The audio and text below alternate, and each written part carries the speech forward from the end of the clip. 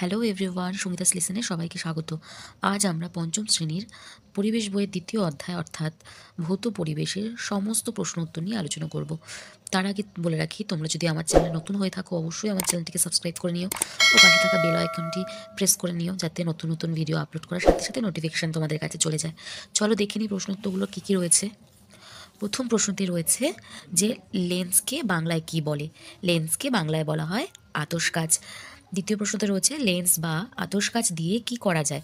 Lens বা আতশকাচ দিয়ে কোনো জিনিসকে বড় করে দেখা যায়। 3 নম্বর প্রশ্নতে রয়েছে সিমেন্ট প্রথম তৈরি হয়েছে কত বছর আগে। প্রায় 200 বছর আগে। নেক্সট রয়েছে এদেশে প্রথম সিমেন্ট তৈরি হয়েছে কত বছর আগে। প্রায় 120 বছর আগে। কোন মাটিতে কাদার ভাগ বেশি। এঁটেল মাটিতে কাদার ভাগ বেশি থাকে। নেক্সট রয়েছে কোন মাটিতে বালি ও কাদার ভাগ সমান সমান। দোআঁশ মাটিতে বালি আর কাদার ভাগ সমান সমান হয়।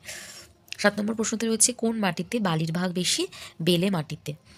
কয়েকটি জৈব পদার্থের নাম লেখো। গোবর, মাছের কাঁটা ও পচা পাতার কুচি ইত্যাদি। নেক্সট রয়েছে মাটির দুটি ক্ষতিকারক উপাদানের নাম লেখো। পলিথিন ও প্লাস্টিক। পরের প্রশ্নতে রয়েছে কয়েকটি সারের নাম বলো। নাইট্রোজেন সার, ফসফেট সার, কম্পোস্ট সার ইত্যাদি। 11 নম্বর প্রশ্নতে রয়েছে মাটির কয়েকটি অস্বাভাবিক উপাদানের নাম লেখো। মাটির কয়েকটি অস্বাভাবিক উপাদানের নাম হলো পলিথিনের কুচি, অ্যালুমিনিয়ামের কুচি, পেনের রিফিল, পেন্সিলের শীষ ইত্যাদি। একটি জৈব সারের নাম লেখো। একটি জৈব সারের নাম হলো কম্পোস্ট সার। নেক্সট 13 নম্বর প্রশ্নতে রয়েছে বীজতলা কি। বীজতলা হচ্ছে চাষের সময় প্রথমে জমির ছোট একটা জায়গায় ধান ছড়ানো হয়, সেটিকে বীজতলা বলে। নেক্সট রয়েছে রোয়া কি। বীজ ধানের চারাগুলি সারি সারিভাবে বসানোকে বলা হয় রোয়া। নেক্সট রয়েছে বীজ ধান মানে কি। বীজতলায় যে ছোট ছোট ধানের চারা গাছ জন্মায় সেগুলোকে বীজ ধান বলে। নেক্সট প্রশ্নতে রয়েছে ভূমিক্ষয় কি। মাটি সরে যাওয়াকে ভূমিক্ষয় বলে। 17 নম্বর প্রশ্নতে রয়েছে কি কি কারণে ভূমিক্ষয় হতে পারে। ভূমিক্ষয়ের কারণগুলি হলো বৃষ্টির কারণে ভূমিক্ষয় হয়। 2 নম্বর গাছপালা না থাকলে ভূমিক্ষয় হয়। 3 নম্বরে রয়েছে উপরের মাটির সাথে নিচের মাটির যোগ না থাকলে ভূমিক্ষয় হয়। 4 নম্বরে রয়েছে মাটিতে প্লাস্টিক, পলিথিন থাকলে ভূমিক্ষয়ের সম্ভাবনা থাকে। 18 নম্বর প্রশ্নতে রয়েছে মাটির দুটি স্বাভাবিক উপাদানের নাম লেখো। মাটির দুটি স্বাভাবিক উপাদানের নাম হচ্ছে বালি ও কাদা। নেক্সট মাটির মৃত জৈব উপাদানকে ভাঙতে সাহায্য করে কারা। মাটিতে থাকা ছোট ছোট জীব ও জীবাণুরা। 20 নম্বর প্রশ্নতে রয়েছে কোনো ধরনের সার দীর্ঘদিন ব্যবহার করলে মাটির উর্বরতা কমে যায়। রাসায়নিক সার। নেক্সট সারের মধ্যে থাকা কোন 3টি উপাদান গাছের পক্ষে সবথেকে বেশি প্রয়োজনীয়। নাইট্রোজেন, ফসফরাস ও পটাশিয়াম। কি প্রয়োগ করলে মাটি উর্বর হয়। জৈব সার প্রয়োগ করলে। নেক্সট দুটি রাসায়নিক সারের নাম লেখো। সুপার ফসফেট ও ইউরিয়া।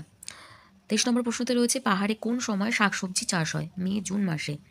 24 রয়েছে পাথর কিভাবে ফেটে গুঁড়ো হয়। ভূমিকম্পে, সূর্যের তাপে, প্রবল বৃষ্টিপাতের পাথর ফেটে গুঁড়ো হয়। নেক্সট রয়েছে ধান ও শাকসবজি চাষে কতটা মাটি লাগে। ধান ও শাকসবজি চাষে 1-1.5 ফুট গভীর মাটি লাগে। নেক্সট কোন ধরনের গাছ মাটি তৈরিতে সাহায্য করে। মস আর ফার্ন। নেক্সট ভূমিক্ষয় কাকে বলে। প্রাকৃতিক পদ্ধতিতে বা নানান ভৌত উপায়ে এবং মানুষের নানান কাজের ফলে মাটির স্থানচ্যুত হওয়ার ঘটনাকে ভূমিক্ষয় বলে। নেক্সট রয়েছে ধস কি। পাহাড়ি অঞ্চলে বা পুকুর, নদীর পাড়ে বা রাস্তায় নানা কারণে মাটি খসে পড়া বা পাথরসহ মাটি খসে পড়ার ঘটনাকে ধস বলে। পরের প্রশ্নতে রয়েছে পাহাড়ে ধস নামা দুটি কারণ উল্লেখ করো। ভূমিকম্প ও বৃষ্টিপাত। নেক্সট ভূমিক্ষয় রোধের একটি সহজ উপায় উল্লেখ করো। বৃক্ষরোপণ করা। নেক্সট বাওর কি। নদী বাঁকের খানিকটা অংশ বা জায়গা মূল নদী থেকে বিচ্ছিন্ন হয়ে বদ্ধ জলাশয়ে পরিণত হলে তাকে বাওর বলে। পরের প্রশ্নতে রয়েছে পাহাড়ি অঞ্চলের ছোট ছোট ঝর্ণাগুলিকে কি বলে। ঝোড়া। পাহাড়ি অঞ্চলে জলস্রোতকে কি বলে। বলা হয় ঝর্ণা। নেক্সট রাস্তার ধারে থাকা লম্বা জলাশয়গুলিকে কি বলে। নয়নজুলি। পরের প্রশ্নতে রয়েছে কোন পাখি ঠোঁটে করে জল থেকে মাছ ধরে আর কোন পাখি জল ছুঁয়ে নখে করে মাছ নিয়ে উড়ে যায়। মাছরাঙা ঠোঁটে করে জল থেকে মাছ ধরে আর চিল জল ছুঁয়ে নখে করে মাছ নিয়ে উড়ে যায়। নেক্সট প্রশ্ন রয়েছে স্রোতযুক্ত জলাশয়ের একটি উদাহরণ দাও। নদী, নালা, ঝর্ণা ইত্যাদি। নেক্সট রয়েছে স্রোতবিহীন জলাশয় বা স্থির জলের উদাহরণ লেখো। পুকুর, ডোবা, বিল ইত্যাদি। পরের প্রশ্নতে রয়েছে জলাশয় কিভাবে সৃষ্টি হয়। বৃষ্টির জল নিচু জায়গাগুলিতে জমা হলে জলাশয় সৃষ্টি হয়। পরের প্রশ্নতে রয়েছে নয়নজলিতে স্রোত কোন সময় দেখা যায়। বর্ষাকালে। পরের প্রশ্ন একটি রাসায়নিক বিক্রিয়ার উদাহরণ দাও। দুধের মধ্যে লেবুর রস দিলে ছানা উৎপন্ন হয়, এটি রাসায়নিক বিক্রিয়া। নেক্সট প্রাকৃতিক উপায়ে জলশোধনের একটি উদাহরণ দাও। বাতাসের অক্সিজেনের সাহায্যে নোংরা ময়লা ভেঙে ফেলার পদ্ধতি হলো প্রাকৃতিক উপায়ে জল শোধন। নেক্সট রয়েছে কাপড়ের দাগ তুলতে কোন কোন পদার্থ ব্যবহার করা যেতে পারে।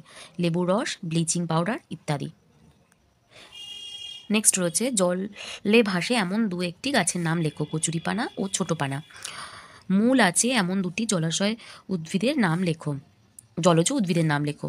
শালুক ও পদ্ম। পরের প্রশ্ন রয়েছে ঢেঁকি শাক কী। এক ধরনের জলজ ফার্ন জাতীয় অপুষ্পক উদ্ভিদ। 45 নম্বর প্রশ্নতে রয়েছে কোন অঞ্চলের মাটির নিচের জল নোনতা। সুন্দরবন অঞ্চলের। নেক্সট মাটির নিচের জল কিভাবে তুলে আনা হয়। টিউবওয়েল বা ডিপ টিউবওয়েলের সাহায্যে মাটির নিচে থেকে জল তোলা হয়। নেক্সট মাটির নিচে কম গভীরের জল পান করা উচিত নয় কেন। কম গভীরের জলে জীবাণু বা নোংরা থাকে।